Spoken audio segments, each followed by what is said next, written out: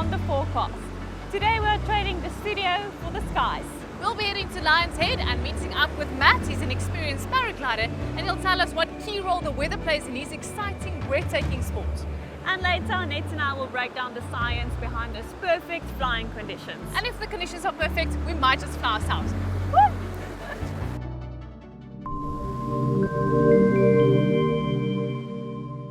The trick will be for the first two to stay up long enough that like the other guys can get off the mountain and then you can fly out together to the ocean. So that'll be ideal. That would be really ideal. Let's hope for the best. So. Fingers are Now I'm crossed. getting super As long as excited. we can get up in the air, Yeah. that's all I want. Exactly. So we're going all the way to the top. Not all the way Not up. all the way, Not to- almost, That would yeah. be on a good day, yes. We've just met up with the boys and we're about to take the hike up Lion's Head to our takeoff spot. So let's go. Yeah. Technically, that's how high we'd have been able to climb. What? Wow, to that's those sides. crazy. We're still gonna arrange that.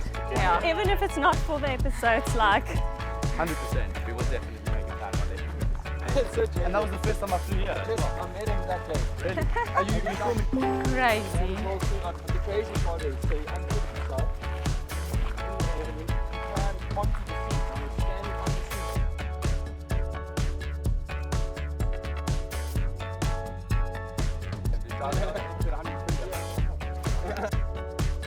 It also says that you'll be doing this flight through a paragliding school. Okay, it's the only way we're allowed to fly with passengers towards a paragliding license.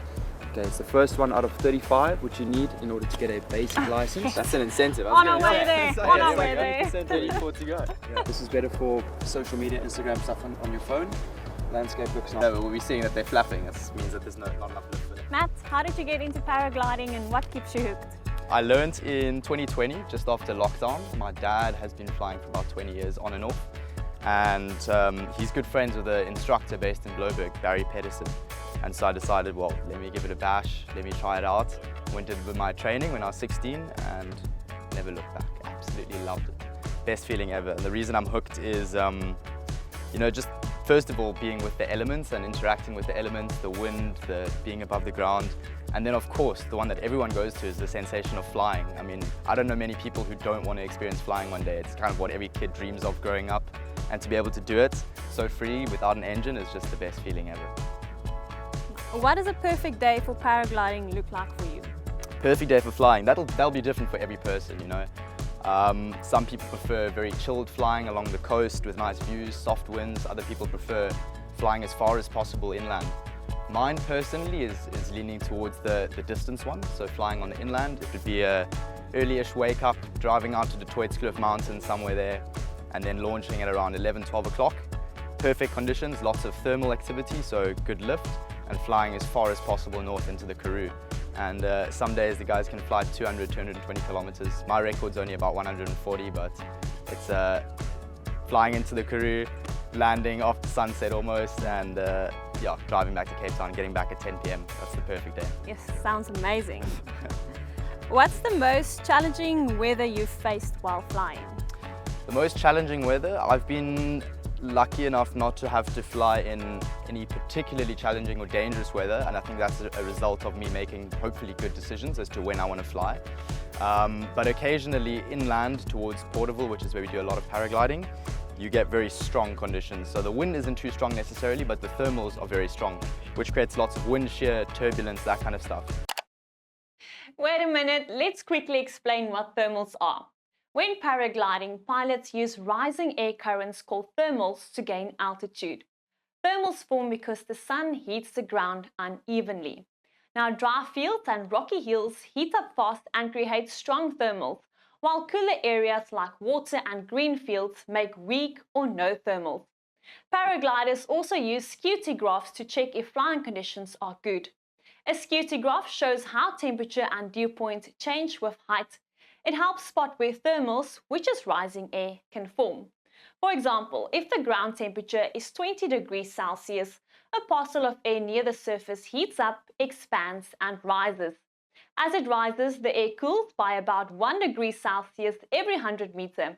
This is called the dry adiabatic lapse rate. It keeps rising until it cools to match the surrounding air's temperature. That's when it stops rising unless there's extra lift. Now, this is how thermals form and how paragliders stay up in the air. Let's head back to Lion's Head. So some days when we're flying up there, we'll get super strong thermals up to 8-9 meters per second. And then when you're flying through the thermals, it gets very violent and bumpy. So those are probably the most hectic conditions I'd say I've flown in, up to 8-9 meters per second thermals. And then when you land, you're always a bit sweaty and shaking, and you don't want to do it again for another couple of days, and then the adrenaline's wearing off, and then you want to go back again. So, yeah. How do you check the weather before a flight? Are there specific tools or signs that you look for? Absolutely. I think paragliding is definitely one of the most weather-dependent sports out there. And your typical day will probably, you'll spot the forecast hopefully 2-3 days in advance. And we use a couple of different weather forecasting sites. One is Windy, it's the one that I use the most often. SkySight is another big one. And then we've got a very good local one developed by a South African guy called 𝒊𝒊𝒄, which is what people look like for very localized climatology. So Windy, I'll look for, first of all, the wind direction and the wind strength. Those are the two most important things for any paragliding flight. Is the wind window that we have for flying is very, very small. So it's between about 5 and 25 kilometers per hour. So anything stronger and you can't fly anything less and there's no lift.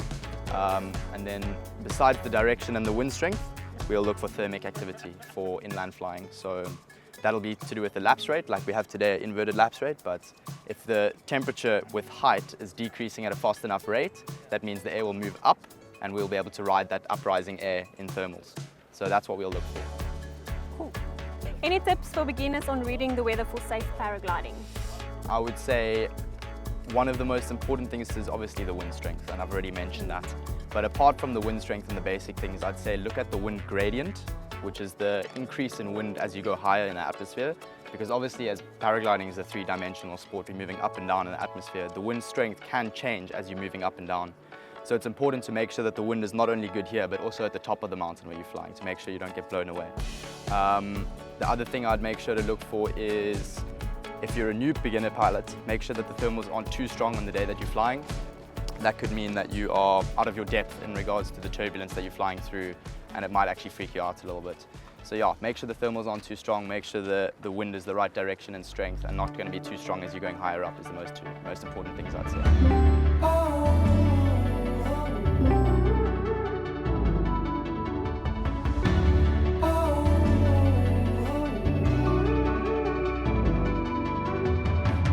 At your door, come on, let's tell it time to go. If there's one thing that I know, we're gonna make it. Time to go flying. We're here at Lion's Head. Check that view. The wind is feeling good. It's straight up the front and a little bit from the right-hand side today. So let's see what happens. Matt, you ready? Oh yeah. Okay.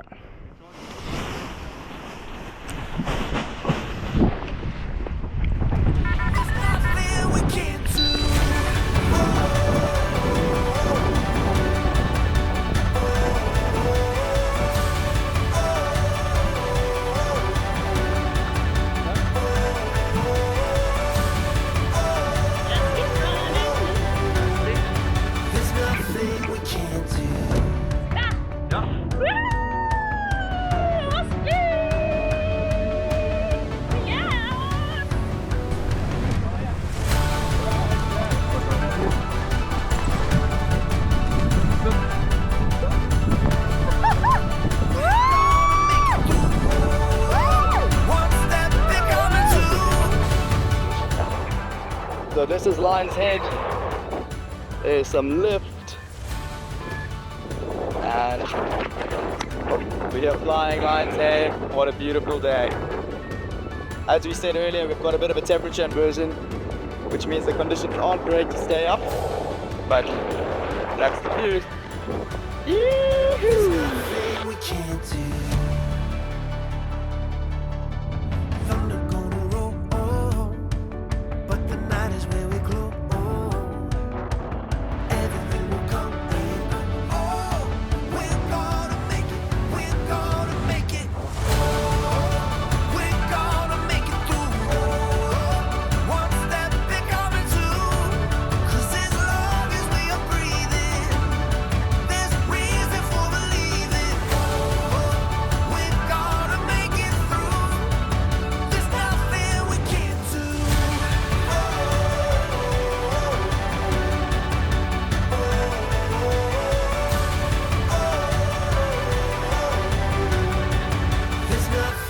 So as we're flying down, I can feel it getting colder and colder, which is unusual. And that's because of that temperature inversion that we spoke about. So the colder air is sitting underneath us. And if you look carefully, I can see the inversion just over there alongside the mountain. And now we're flying into it. Wait a minute, what is an inversion? So basically on a normal day, air will just continue to rise as Michelle explained earlier, but on a day like today, there's an inversion. This is a layer of warm air that traps the cooler air below it, preventing thermals from rising. This can limit a paraglider's altitude and make it harder to stay airborne. Now we are able to actually identify an inversion on today's 𝒔𝒕 graph. If you see the temperature line and make this extreme bend to the right, it signals an inversion. But now let's get back to flying. That's where we came from, and that is where we're going to go and land.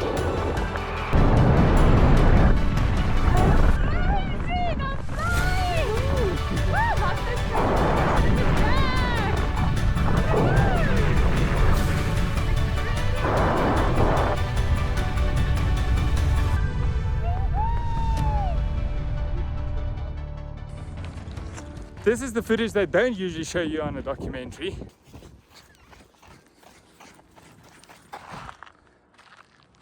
While the girls are flying, I'm running down the mountain trying to go and capture their landing.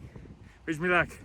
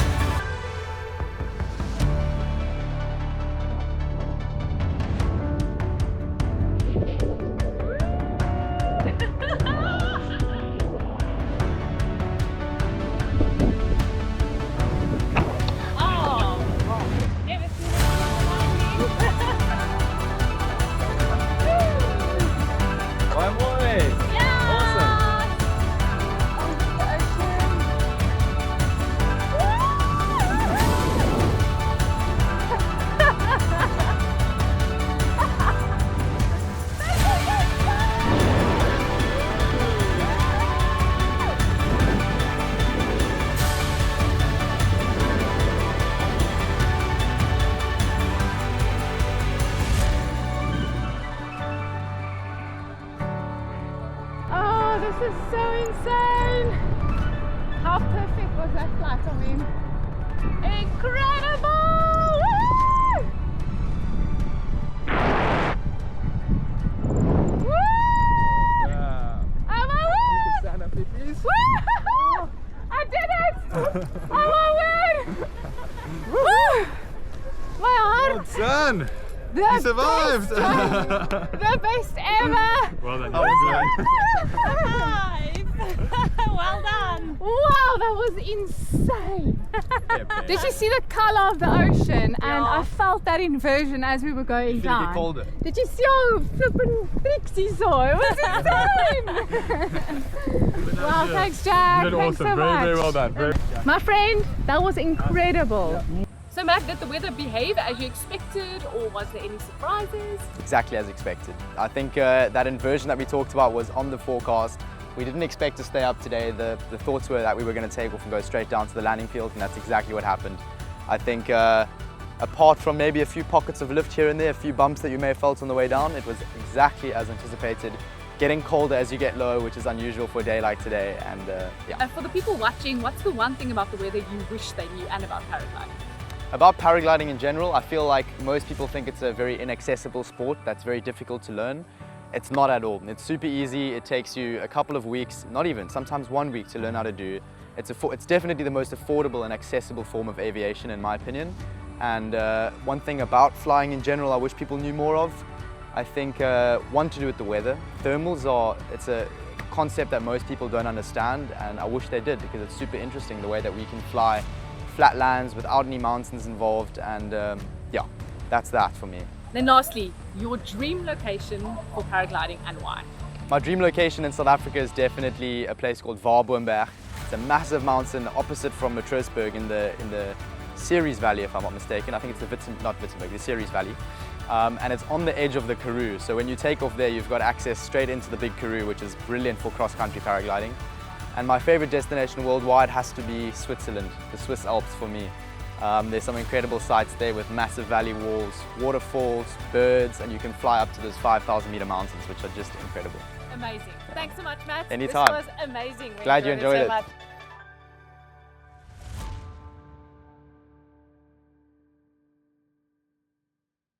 That's it for today's episode of Beyond the Forecast. A huge shout out to Matt for sharing his passion with us and showing us the skies from a different perspective. Stay tuned for more episodes where we explore how the weather shapes adventures across the country. And that's a wrap. Stay safe and keep watching the skies.